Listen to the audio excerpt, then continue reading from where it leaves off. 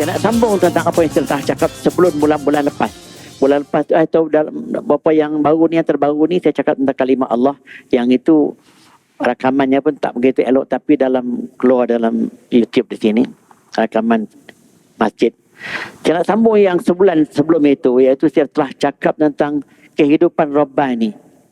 Maksud kehidupan Rabbani, kehidupan kita tidak boleh memisahkan kehidupan kita ni daripada ketuhanan. Bismillahirrahmanirrahim. Alhamdulillahirabbil alamin. Wassalatu wassalamu ala asyrafil anbiya wal mursalin wa ala alihi wa sahbihi ajma'in. Assalamualaikum warahmatullahi taala wabarakatuh. Tan Sri Nazir kalau ada, Datuk Timbalan Nazir, Tuan Imam, Tuan Bilal, AJK, Datuk-Datuk, Datin-Datin, Hadirin sekalian. Alhamdulillah kita bertemu lagi untuk sesi pengajian kita ini. Saya akan sambung tentang hal akidah kita, sebab di sini pengkhususan diberikan kepada saya dalam berkaitan dengan akidah atau tauhid. Saya akan sambung sekejap lagi. Cuma sebagai pendahuluan, ini dua tips yang untuk mempertingkatkan kualiti salat kita. Ini tips ini bukan saya ambil daripada kitab tertentu, tapi daripada pemerhatian saya. Apabila kita memulakan salat, apa juga, takbiratul ihram itu mula. Makna takbiratul ihram itu kita memberi takbir, kita masuk ke satu zon, kita mengharamkan diri kita dengan perhubungan luar. Waktu kita berada dalam solat tu, hubungan kita dengan dunia luar habis. Walaupun kita ramai, tapi kita hubungan dengan aktiviti luar, kegiatan luar dan berbagai-bagai itu sepatutnya kita letak ke tepi. Dah tak ada dah. Waktu Allahu Akbar itu, kita lupakan, kita tolak semua yang lain itu. Sebab kita masuk ke satu zon, satu daerah yang kita nak tumpukan benda itu saja. Maka dipanggil takbiratul ihram. Kita mengharamkan diri kepada benda-benda lain. Hanya kita nak tumpu pada benda yang macam itu. Itu kita pasti ingat waktu kita takbiratul ihram untuk menjamin sampai kualiti solat kita itu betul-betul khusyuk, kita katakan. Itu tips yang pertama. Cuba latih dirilah. Macam mana nak menghadirkan diri kita, bagaimana nak menjelmakan perasaan dan minda kita berada dalam zon macam itu, di segi waktu, di segi tempat, di segi keadaan, supaya kita tidak terganggu sedikit pun dengan elemen luar daripada solat itu. Maka itulah bermulanya, titik permulaan kepada alam macam itu ialah takbiratul ihram. Yang kedua, apabila kita berada dalam zon macam itu, kita semestinya lupalah siapa kita di luar sana. Aku Tun ke, aku Tan Sri ke, aku Datuk ke, aku jawatan CEO ke, apa semua lupakan. Aku berada di sini, aku sama semua dengan orang lain ni. Tidak ada perbezaan sedikit pun. Tak? Sebab apa? Waktu tu kita betul-betul berada di depan dia, di depan Allah. Perasaan itu kita mesti jelmakan. Sebab itu dikatakan apabila Jibril bertanya Nabi tentang Al-Ihsan, dia menyamar sebagai student itu. Dia tanya iman apa dia? Nabi jawab iman itu 6. Dia tanya Islam itu apa dia? Nabi jawab Islam itu 5. Maka yang akhir antara soalannya dia tanya mal ihsan. Ihsan ialah makam yang paling tinggi dalam ibadah kita. Maka Nabi menjawab, al-ihsan anta abuda rabbaka ka'annaka tarahu. Hendaklah kau menyembah Tuhan, solat misalnya, seperti kau melihat dia. Seolah-olah kau sedang melihat dia. Walaupun kau tidak melihat dia, tapi dia melihat kamu sepenuhnya. Kita jelmakan perasaan itu. Kita lupa siapa kita. Kita datang daripada mana, kedudukan kita semua kita lupa. Kita berada di depan dia waktu tu. Walaupun kita tak nampak dia, dia melihat kita 100%. Kalau tuan-tuan boleh maintain dua tips ini daripada awal solat, sampailah Assalamualaikum warahmatullahi ke kanan. Kalau boleh ke kiri, Alhamdulillah. Maka itu yang dipanggil khusyuk di dalam solat. Maintainkan perasaan itu, maintainkan suasana itu, supaya kita berada dalam zon seumpama itu daripada awal solat sampai ke hujung. Bagaimana nak jelmakan pada itu memang kadang-kadang suka juga. Kalau kita sibuk dengan aktiviti luar, kita sibuk dengan berbagai-bagai tekanan hidup, buat solat pun kadang-kadang macam lepas batuk di tangga aja. Ini yang jadi masalah kualiti ibadah. Jadi kita terpaksa berkorban banyaklah tuan-tuan sekalian. Sebab itulah detik yang paling penting dalam hidup kita. Sepanjang hari itu, detik yang kita betul-betul berada di hadapan dia. Kita menyembah dia. Walaupun yang lain tu kita sembah, kita solat, kita bersedekah, kita apa tu, ibadah juga. Tapi solat itu mengetuai segala ibadah-ibadah yang lain. Itu tips yang saya boleh bagi bagaimana untuk mendapatkan kualiti solat kita yang terbaik. Walaupun ringkas pendek. Jangan sekadar berjela-jela tetapi otak kita dah mengelamun pergi ke angkasa lepas. Apa semua itu kurang faedahnya. Sebab orang masuk ke dalam zon macam itu tu terlalu banyak nawaitunya. Yang nawaitu untuk dekat pilihan raya dia masuk zon itu kerana orang tengok dia, orang ambil gambar, dia pergi solat. Ya tak? Jadi kita nak elak semua benda tu. Kalau berlaku benda-benda gitu walaupun sedikit, kualiti ibadat kita terjejas tuan-tuan sekalian. Itu yang saya nak sebut dengan 2 tips penting bagaimana kita nak meningkatkan kualiti solat kita. Saya nak sambung tentang apa yang telah cakap sebelum bulan-bulan lepas. Bulan lepas tu atau dalam beberapa yang baru ni, yang terbaru ni, saya cakap tentang kalimah Allah. Yang itu rakamannya pun tak begitu elok, tapi keluar dalam YouTube di sini. Rakaman masjid. Saya nak sambung yang sebulan sebelum itu, iaitu saya telah cakap tentang kehidupan Rabbani. Maksud kehidupan Rabbani, kehidupan kita tidak boleh memisahkan kehidupan kita ni daripada ketuhanan. Dalam aspek pegangan kita, dalam aspek nilai hidup kita, dalam aspek apa juga kehidupan kita ni bertunjangkan unsur-unsur ketuhanan yang kita yakin, iaitu dipanggil Ar-Rabbani. Maka bagi orang-orang yang tidak mempunyai pegangan Rabbani, maka hidupnya dia dengan diri dia. Dia dengan kebebasan fikiran dia, dia dengan ilmunya yang tidak ada ikatan lagi. Kalau ada ikatan pun hanya begitu-begitu je. Sebab kadang-kadang agama itu menjadi hiasan ketika-ketika tertentu saja. Tetapi bagi insan Rabbani ini, sepanjang masa dia berada di bawah ikatan ketuhanan hidupnya. Nilai dirinya, nilai internal, berbagai-bagai sifat mahmudah yang dia miliki, ikhlas, jujur dan sebagainya. Manakala nilai-nilai eksternal, tawaduk, rendah diri, ihsan, berbagai-bagai, kesemua itu berteraskan elemen Rabbani yang dia miliki. Itulah maksud saya tentang kehidupan Rabbani. Kehidupan seorang Muslim yang berada di atas kehendak La ilaha illallah Muhammad Rasulullah. Itu kehidupan Rabbani. Jadi kalau siapa yang sengaja mengeluarkan dirinya daripada ikatan ketuhanan macam ini, dia bukan insan Rabbani, bahkan kemungkinan besar menjejaskan pegangan hidupnya, terutamanya menjejaskan akidahnya. Nilai-nilai Rabbani ini, dia akan berperanan dalam 2 aspek. Aspek yang pertama, dia akan membersihkan jiwa kita daripada sifat-sifat mazmumah secara hati. Angkuh, riak, takbur, sombong, besar diri. Dia hapuskan yang itu dulu. Digantikan dengan nilai-nilai positif secara rohani. Tawaduk, rendah diri, syukur, ihsan dan lain-lain. Manakala di sekitar tasawuf disebut dengan menyingkirkan sifat-sifat mazmumah yang spiritual tadi, dipanggil takhalliyah. Dia membuang benda-benda itu semua. Maka dia gantikan dengan sifat-sifat yang kemunian jiwa, rendah diri, tawaduk, syukur, beriman dan sebagainya. Itu dipanggil tahalliyah. Itu segi istilah tasawuf. Itu secara internal. Secara eksternal, muamalahnya dengan manusia. Interaksinya dengan manusia. Hubungannya rumah tangga dengan anak isterinya. Hubungannya dengan kekeluargaan. Hubungannya dengan kemasyarakatan. Semua berasaskan kepada hukum-hukum syarak. Itu nilai-nilai eksternalnya. Hubungan baik, silaturahim dan lain-lain. Itu nilai-nilai eksternal. Maka manusia yang mengawal dirinya dengan 2 nilai internal macam ini dan nilai eksternalnya macam itu juga, maka itu dinamakan insan Rabbani. Dan kita nak setiap kita ni apabila kita berada di atas asyhadu an la ilaha illallah wa asyhadu anna Muhammadar Rasulullah, maka kita nak menjadi insan Rabbani 100%.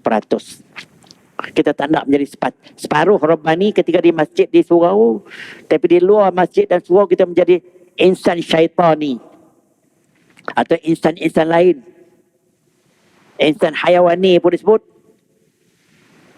macam-macam. Sebab itu ada orang dalam masjid nampak macam malaikat, di luar masjid mungkin nampak macam dengan Allah. Tak tergamak kita nak sebut. Dia mempunyai banyak warna, banyak color. Tak apa setakat warna baju, color baju, pakaian itu lain. Tapi nilai kehidupannya yang berteraskan kepada dua nilai. Nilai internal yang saya sebut tadi dan nilai eksternal. Saya suka sebut istilah gini sebab banyak kan kita mudah faham. Kalau kita sebut nilai dalaman, orang begitu payah. Tapi sebut nilai internal, mudah difaham. Sebab kita berada dalam lingkungan istilah Inggeris banyak. Begitu juga tentang nilai eksternal. Hubungan luar kita. Muamalah kita dengan masyarakat dan berbagai-bagai. Itu rumusan apa yang saya telah berikan dalam kuliah yang sebelum yang baru ini. Nak mencapai kehidupan macam ini, dia mempunyai beberapa ciri yang penting.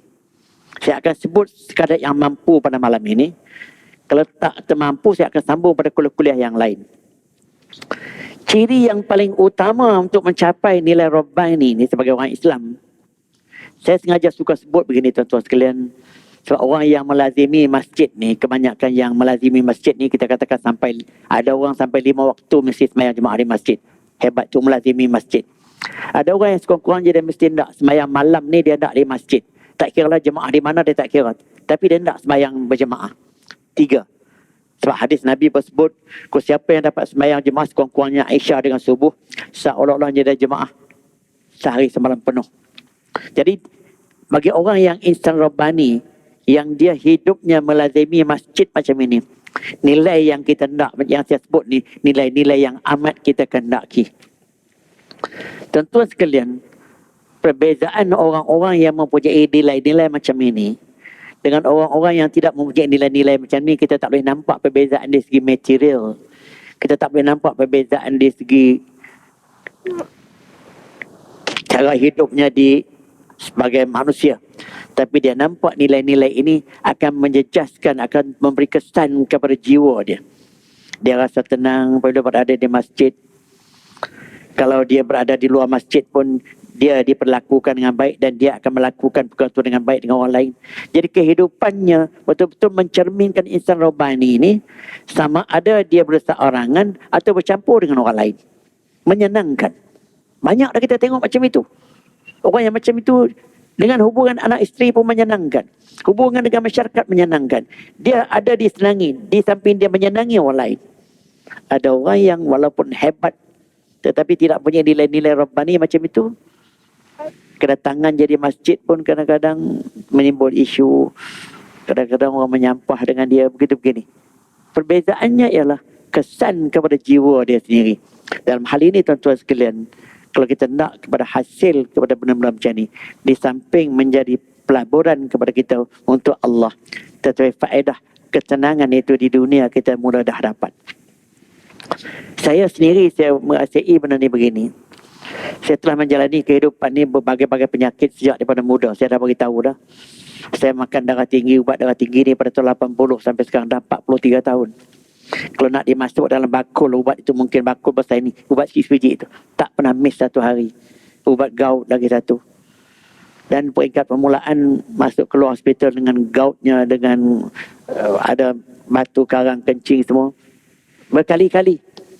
Tapi apabila kita memilih cara hidup mengutamakan nilai-nilai rohani, saya mencari ketenangan dengan nilai-nilai rohani macam ini. Kita mendekatkan diri kita dengan nilai-nilai keagamaan macam ini, dengan membersihkan jiwa kita secara rohani. Bukan cakap bersih daripada kotor lahirah. Kita gantikan nilai-nilai positif secara rohani. Begitu juga nilai-nilai eksternal kita ketepikan sikit, banyak perangai-perangai sombong kita, kalau kita sedarlah. Saya nampak, saya lah merasai kesan dalam 20 tahun terakhir ni amat ketara. Hospital tu setakat berulang ambil ubat, tak masuk lagi dah. Sepatutnya bila dah muda masuk hospital, lagi tua lagi kerap dah masuk hospital. Saya nampak, oh ini kesan jangka panjang yang saya yakin itulah hasil daripada pegangan hidup yang macam itu. Wallahu a'lam.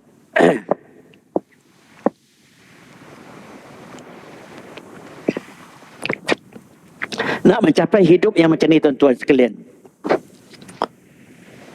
mesti mempunyai ciri yang pertama, asasnya. Tak mungkin dicapai kehidupan rohani ini tanpa mempunyai ciri ini. Iaitu ciri mesti hidup kita berasaskan tauhid. Tak mungkin orang tu akan mencapai kehidupan rohani tadi, internal dan eksternal, kalau dia tidak mentauhidkan Allah dalam hidupnya. Percayalah. Dan mentauhidkan kita dalam kepada Allah ini mesti terjemah dalam semua tingkah laku kita. Tidak boleh hanya skeptikal gitu. Dan inilah yang dikehendaki yang Tuhan kata, iyyaka na'budu wa iyyaka nasta'in, yang kita ulang berkali-kali dalam Fatihah itu. Akan Kau saja kami sembah ya Allah. Sembah di sini punya dua makna. Sembah secara formal, amal ibadah kita. Sembah secara tak formal, kehidupan kita keseluruhannya berasaskan kepada kita tunduk kepada hukum Allah. Sama ada yang wajib kita ikuti, sunat kita buat kalau mampu, yang haram kita elak sama sekali, dan kalau mampu makruh kita elak. Maka itu juga dinamakan kita menyembah Allah secara yang tak rasmi. Maka dengan sebab itu, bagi orang yang mempunyai nilai-nilai macam ini, setiap kali dia mengucapkan iyyaka na'budu wa iyyaka nasta'in tu, betul-betul menyerap benda itu ke dalam jiwa dia. Dan inilah juga tuan-tuan sekalian, kunci utama Allah mencipta kita, iaitu untuk menyembah dia. Sebab itu Tuhan berfirman dalam surah Az-Zariyat 56, wa ma khalaqtul jinna wal insa illa liya'budun. Aku tidak jadikan jin dan manusia melainkan untuk menyembah aku. Ada orang tanya, oh jadi hidup kita ni nak semayang, jalan Ustaz. Sebab dah Tuhan jadikan untuk menyembah dia. Sebab dia memahami sembah itu waktu salat, waktu baca doa, waktu baca Quran. Kehidupan kita keseluruhannya menjadi ibadah kita kepada Allah, selama mana kita tidak melanggar titah perintahnya. Dan selama mana kita berjalani kehidupan ini semata-mata kerana dia, dengan menghindarkan segala yang salah, melakukan segala yang Tuhan suruh, maka itu kehidupan itu kita berada di bawah konsep kita menyembah Allah. Secara formal di masjid surau begini, secara tak formal menjalani kehidupan harian. Sebab itu dalam sebuah kitab disebutkan, al-ibadatu tas'aul hayata kullaha. Ibadah kita tu dia merangkumi kehidupan keseluruhannya. Jadi bagi orang yang beriman tuan-tuan sekalian, dia tidak memisahkan langsung apa juga kehidupannya, sama apa yang difikirkannya pun dia tak nak fikir daripada keluar daripada zon beribadah kepada Allah. Maka dengan sebab itu tuan-tuan sekalian, tauhid inilah yang dimaksudkan dengan akan Kau saja kami sembah. Dan itulah tujuan Tuhan menciptakan kita untuk menyembah dia. Dan menyembah dia dalam keadaan sedikit pun tidak mensyirikkan dia. Wa'budullaha wa la tusyriku bihi syai'ah. Kamu sembahnya dalam keadaan sedikit pun tidak mensyirikkan dia. Maka itulah tujuan utama Allah mencipta kita. Apabila orang itu gagal menyembah Allah secara resmi, secara official, solat dan sebagainya, maka kemungkinan besar yang lain-lain dia tak jadi sembah Allah. Dia tak boleh nak kata, oh dia buat kebajikan banyak yang lain, dia sembah Allah, mematuhi perintah Allah. Tapi selama mana dia tak solat kewajipan utama macam ni, maka ibadat-ibadat yang lain itu sukar nak diterima sebagai persembahan kepada Allah. Seriusnya tuan-tuan sekalian, apabila seseorang itu gagal menyembah Allah secara sengaja, dia gagal kepada perkara yang paling utama dalam hidup dia, gagal memenuhi tujuan utama Allah mencipta dia, iaitu menyembah dia. Bayangkan kalau seseorang manusia itu, seorang hamba itu, dia gagal menyembah Allah, gagal memenuhi tujuan Allah mencipta dia untuk menyembah Allah, maka itu kegagalan yang tidak ada tolak bandingnya. Maka orang yang macam ini syirik. Kalau dia sengaja tak nak menyembah Allah, dia syirik dan dia akan kekal di dalam neraka. Maka dengan sebab itu tuan-tuan sekalian, Tuhan sebutkan dalam satu firman surah An-Nahl ayat 36. Walaqad ba'atsna fi kulli ummatin rasulan an ya'budullaha wajtanibut taghut. Ini mesej kepada semua makhluk sejak pada Nabi Adam sampai kepada Nabi Muhammad. Sesungguhnya kami telah utuskan setiap umat itu seorang Rasul. Mesej utama setiap Rasul ini adalah kamu sembah Allah, jauhkan tagut. Jauhkan tagut ini segala benda yang menyeleweng, yang mengeluarkan dirinya daripada menyembah Allah. Dan ulama sebut di sini juga, boleh jadi tagut ini dalam bentuk manusia. Ada manusia sembah manusia sama Fir'aun. Ada yang sembah jin, sembah hantu jemalang pun ada. Ada yang sembah binatang pun ada, sembah lembu pun ada. Ada yang menyembah alam tabiat, menyembah matahari. Ada yang menyembah batu yang diukir. Mereka mengikut apa yang mereka nak, mereka menyembah benda tu. Ada yang menyembah syaitan. Berbagai-bagai persembahan kerana mereka gagal menyembah Allah yang menciptanya. Ini asas iman, tuan-tuan sekalian. Sebab itu sebarang pemujaan, selain daripada kita memuja Allah, dia akan membawa kepada unsur-unsur yang macam ini. Sehingga saya baca dalam sebuah kitab, dia kalau orang yang terlalu mengkagumi ukiran-ukiran yang dibeli sampai berpuluh ribu ada. Ada orang yang dia mengkagumi satu ukiran yang dibuat oleh orang asli. Pernah satu ketika dulu, dia membeli sampai peringkat berpuluh-puluh ribu. Dia balik di rumah, dia letak dan cermin, dia letak kemian dan semua lagi pula lagi. Kononnya dia memuja seni. Tapi memuja sampai peringkat luar biasa. Itu unsur spirit telah berada dalam pemujaan macam itu. Dia katakan dia beli satu ukiran seni dengan nilai sampai 100,000. Tapi nak bagikan masjid dengan nilai 10,000, dia tak sampai hati nak bagi. Apa maknanya kalau tuan-tuan fikir? Dia kata dia puja seni.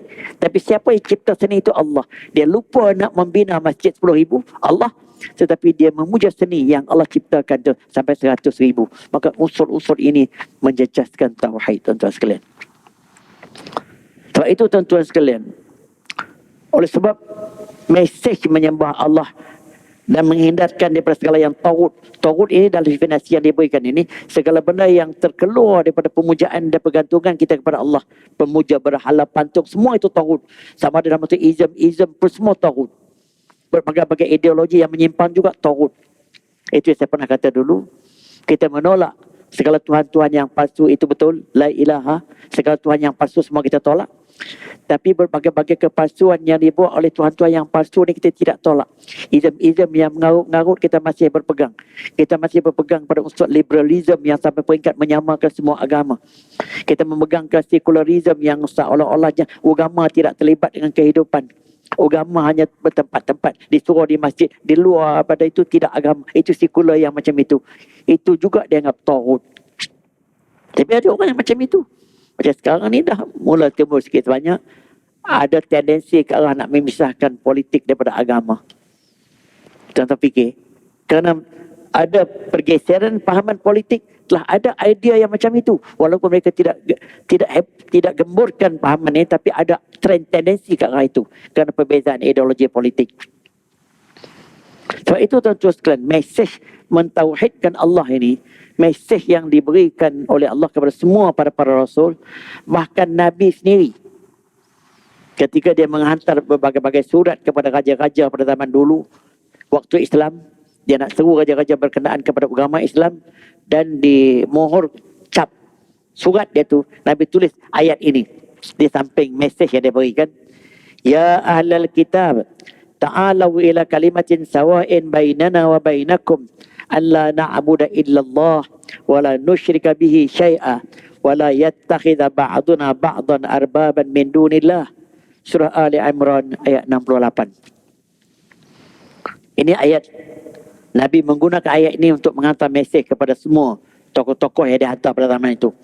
Wahai ahli kitab, iaitu orang Kristian dan orang Yahudi, datanglah kita semua kembali kepada satu kalimah yang sama antara kita semua ni. Mana kalimah ini sama di antara kami orang Islam dengan kamu orang Kristian dan Yahudi yang sebelum mereka memutarbelitkan Injil dan Bible ini. Mesejnya sama. Apa dia? Jangan sekali-kali kita menyembah selain daripada Allah. Dan jangan sekali-kali kita mensyirikkannya dengan sesuatu. Ini dikiaskan kepada orang Yahudi dan Kristian itu mula dan awal. Ada unsur Trinity. Tapi itu mesej Nabi kepada mereka. Wala yattakhidha ba'duna ba'dan arbaban min dunillah. Jangan sekali-kali kita memilih mana-mana tokoh di kalangan kita ni menjadi rabib-rabib, wakil-wakil Tuhan yang boleh selain daripada Allah boleh mengampun dosa dan lain-lain. Mesej ini mesej yang diterima oleh semua agama samawi sebelum kedatangan Islam, bahkan diperkuatkan oleh Islam. Jadi apa yang berlaku sekarang ni, perbezaan jauh antara kita dengan agama samawi Ahlul Kitab ini kerana manusia memindanya. Sebab itu tuan-tuan sekalian, isu sekarang ini, isu orang menolak agama tak ada. Orang etis ni jumlahnya dah sikit dah, boleh kata tak ada. Tapi yang ada semua dia mengakui adanya Allah. Tetapi perkembangan yang berlaku itu di samping Allah mereka memuja yang lain. Itu yang dipanggil tauhid. Memuja izam-izam dia, memuja berbagai-bagai fahaman, memuja berbagai-bagai perkara yang lazimnya menjadi pemujaan manusia. Sebab itu tuan-tuan sekalian, kalau kita tengok adat Melayu lah. Islam datang daripada sekitar tahun 1400. Tapi berbagai-bagai benda khurafat masih bermarajalela dari sejak daripada dulu. Sekarang ni agak berkurangan sebab orang alim ulama banyak. Sebab dia bercampur pahaman kepada ketuhanan Tuhan yang satu ini dengan berbagai-bagai pahaman yang menjejaskan tauhid. Percaya kepada penunggu, nak berjamu, nak buat kenduri kena berjamu dulu, nak pergi ke laut kena berjamu penunggu laut, nak masuk ke hutan kena berjamu penunggu hutan. Kesemua ini telah difetuakan sebagai sesat di segi tauhid. Tapi amat sukar mereka menolaknya.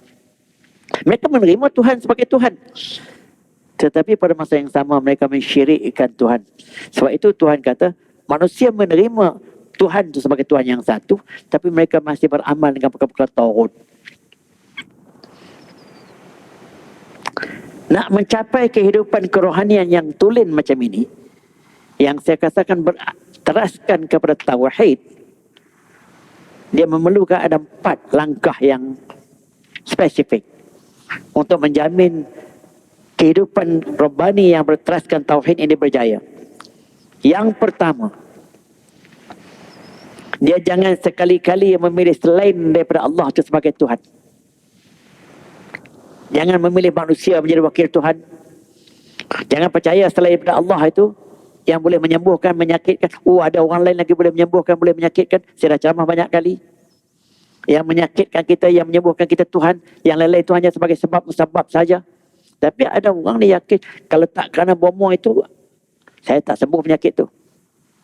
Kalau tak kerana aku yang tolong kau, itu kau dah mati. Cakap-cakap macam ni tuan-tuan sekalian. Dia secara tak sedar, dia menganggap ada orang lain lagi selain daripada Allah yang menyebabkan orang itu selamat. Dia tak sedar. Tapi oleh sebab kejahilannya, dia mencakap sesuatu yang menyandarkan benda itu kepada lain daripada Allah. Cakap macam ni banyak berlaku. Kalau tak kena aku, engkau tu tak jadi macam ni. Dengan serius. Bahaya tuan-tuan sekalian. Bermakna kerana dialah orang tu berjaya atau orang tu selamat. Dia lupa peranan Allah waktu itu. Atau dia tak lupa Allah, tapi di samping Allah, dia termasuk juga sebagai penyelamat. Pun syirik. Syirik ni bukan berdaulat Allah. Kalau menyamai kuasa Allah, dah dianggap syirik. Mana dianggap kata Allah pun menyelamatkan juga kawan tu, di samping aku pun penyelamat juga. Tak boleh. Dia hanya sebagai sebab saja untuk kita tengok. Tetapi penyelamat sebenarnya ialah Allah. Itu tauhid. Itu ciri yang pertama. Jangan sekali-kali meletakkan selain daripada Allah sebagai Rabb. Rabb itu ialah Tuhan. Firman Tuhan dalam surah Al-An'am ayat 164. Qul aghairallahi abghi rabban wa huwa rabbu kulli syai'. Katakan wahai Muhammad, adakah aku suka selain daripada Allah itu sebagai Tuhan? Adakah aku pilih yang lain daripada Allah tu? Ada lagi yang lain. Itulah ayat-ayat macam ni. Dia tak tolak Tuhan, tapi dia terima Tuhan. Tapi di samping Tuhan ada lagi yang lain. Itulah penunggu, ada makhluk halus, ada penjaga. Nak bersaut masuk hutan, nak kena bersaut dulu. Ini semua secara tak langsung dia telah letakkan sifat-sifat ketuhanan tu pada makhluk lain yang boleh menyelamatkan dia masuk hutan, kena bersaut dengan orang ini. Ya tak?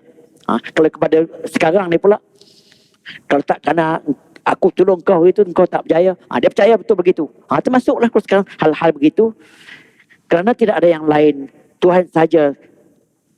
Allah saja Tuhan untuk semua makhluk. Itu yang pertama. Yang kedua, jangan dia memilih selain daripada Allah pelindung dalam hidupnya. Yang tadi sebagai Tuhan. Dia jangan sekali-kali mengambil yang lain selain daripada Allah Waliyan ni pelindung, protector dalam hidupnya. Ini juga ada orang yang dia ambil insurans. I tak takut apa-apa dah. I ambil insurans first class punya. I tak bimbang apa-apa dah. Sampai dia kata gitu pun ada. Punya egonya lagi. Kemudian dia kata, I punya rumah I tak bimbang pada I tak sistem, alarm sistem yang paling canggih sekali. I tak bimbang, I tidur lena. Jadi tidur lena dia tu kerana dia bertawakal dengan alam dia. Maka ketika itu dia telah beriman. Alam sistem dia atau guard yang jaga rumah dia tu pelindung dia, bukan Allah. Ketika itu menjejaskan tauhid dia, tuan-tuan sekalian. Ini disebut yang kedua. Firman Tuhan dalam hal ini. Tuan-tuan tengok surah Al-An'am ayat 14. Qul aghairallahi attakhidhu waliyan fatiris samawati wal ard.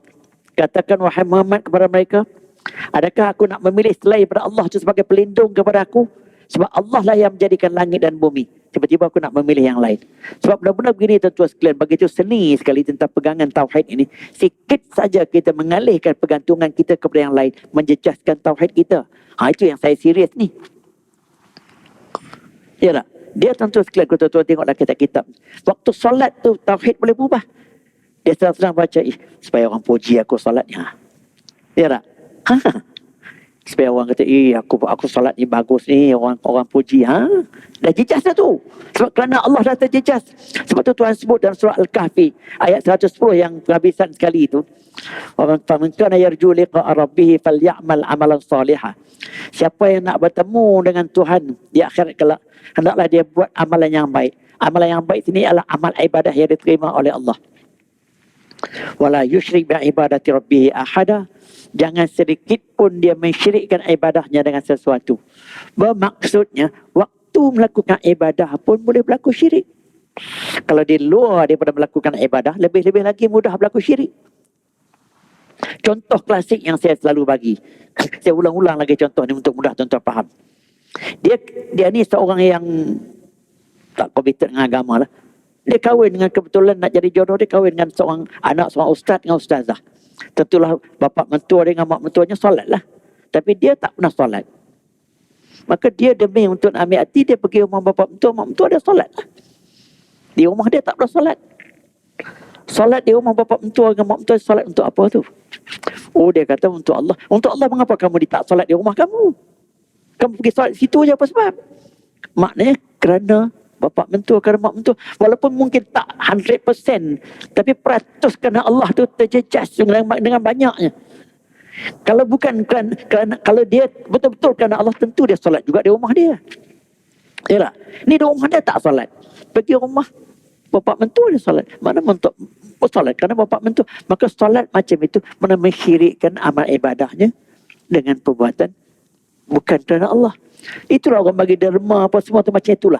Bagi derma dengan prospek nak dapat kontrak. Kalau tak dapat kontrak, tak nak bagi derma. Maka derma tinggal derma lah. Susah derma tu nak jadi sedekah. Maka apabila dia tinggal derma, dia tak jadi ibadah. Tapi kalau dia bertukar menjadi sedekah, dia boleh jadi ibadah. Faham tak? Ini asas tuan-tuan sekalian pemikiran agama.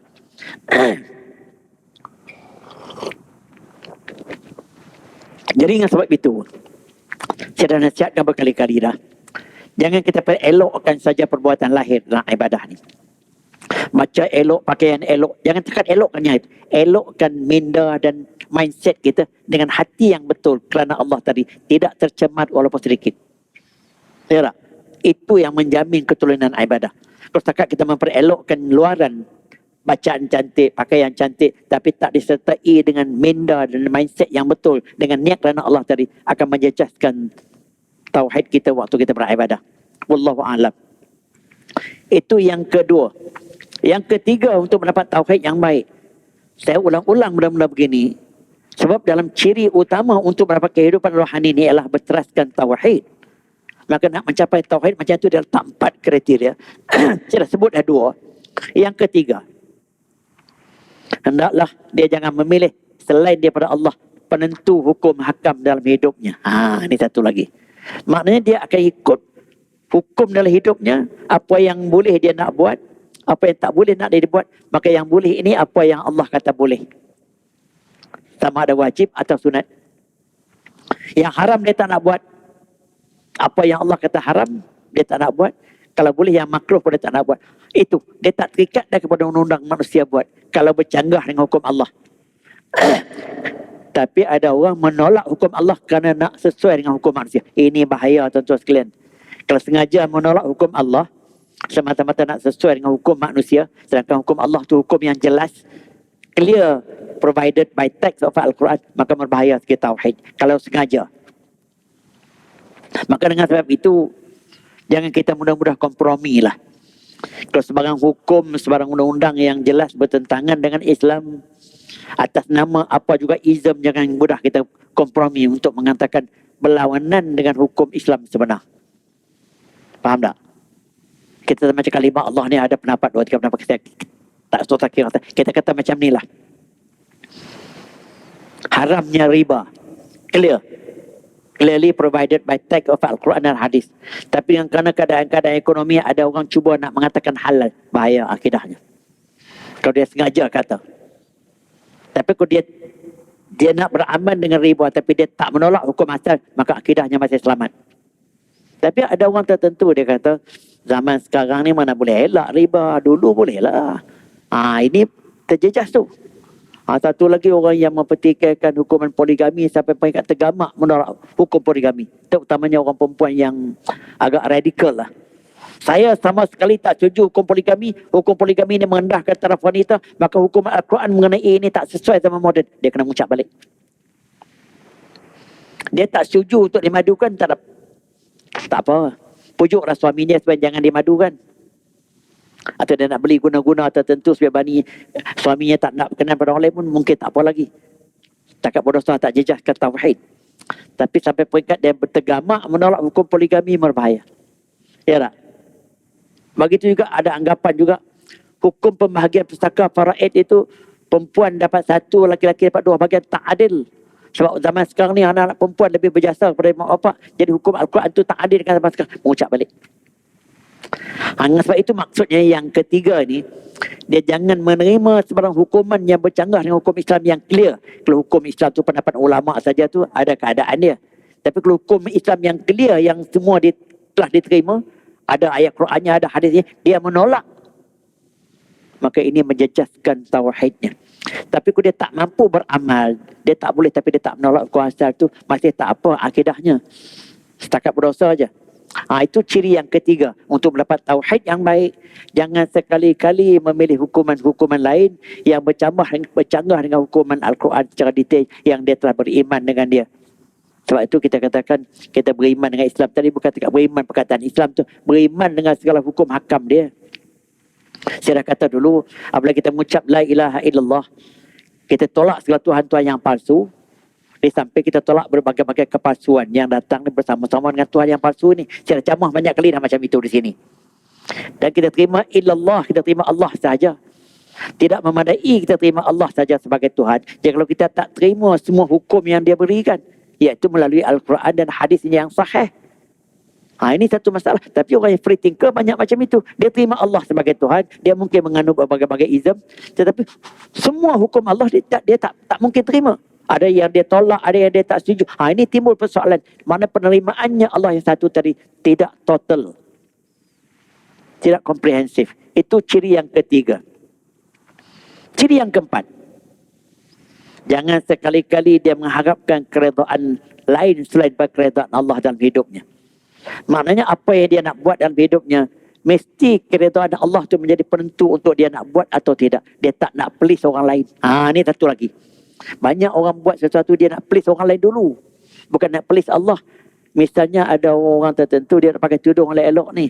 Tapi kerana majlis tu tak sesuai pakai tudung, dia pun buka lah. Tak apalah dia kata. Ada 5 minit lagi kan. Ada macam itu. Sedangkan bukan ada tekanan apa pun. Hanya dia rasa tak sedap nak pakai tudung sebab orang lain semua buka. Maka dia nak keredaan orang lain. Bukan keredaan Allah. Itu berbahaya tuan-tuan sekalian. Tapi kalau dia dipaksa oleh isterinya supaya buka tudung, oleh suaminya, kalau dia tak buka nanti timbul problem besar-besar. Kalau dia mampu bertahan silakan. Tapi kalau tak boleh sampai peringkat berbahaya, dia buka juga. Maka ketika tu dia tak bersalah. Tanggungannya ke atas suami sepenuh. Sebab tauhidnya tak terjejas. Tapi macam kes tadi, Kerana dia rasa dia tak sesuai nak pakai tudung. Kalau kes dalam majlis-majlis yang antara bangsa campur semua dia segan nak pakai tudung, maka dia sanggup menolak keredaan Allah demi keredaan manusia. Maka to please people rather than to please his own creator Allah. Ya tak? Ini berbahaya segi tauhid dan tuan sekalian. Sebab apa? Dia bercanggah dengan firman Tuhan yang selalu kita baca. Surah Al-An'am ayat 162, 163. Qul inna salati wa nusuki wa mahyaya wa mamati lillahi rabbil alamin la syarikalah. Katakan wahai Muhammad, salatku, ibadatku, hidupku dan matiku semata-mata kerana Allah. Tidak ada kerana lain. Mana semata-mata demi keredaan Allah.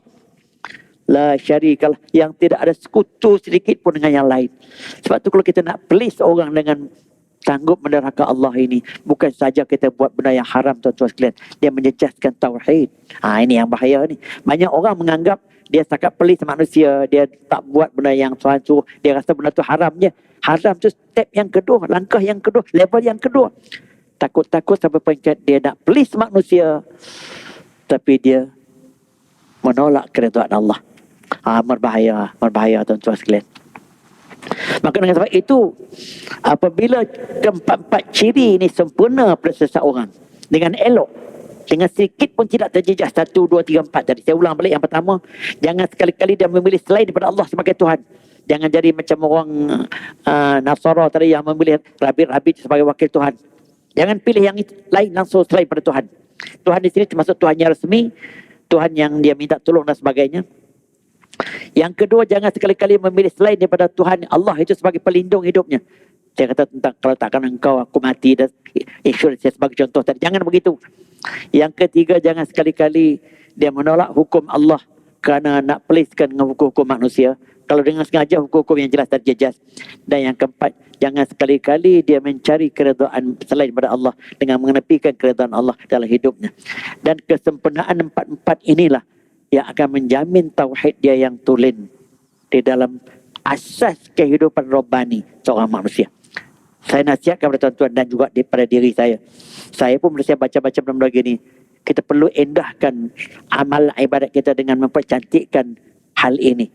Kita betul-betul tauhid kita berada di atas kriteria yang macam ini, supaya keempat tadi betul-betul sempurna, supaya amal kebajikan yang kita buat tu pun nampak sikit tapi besar di sisi Allah, sebab dia sempurna tauhidnya.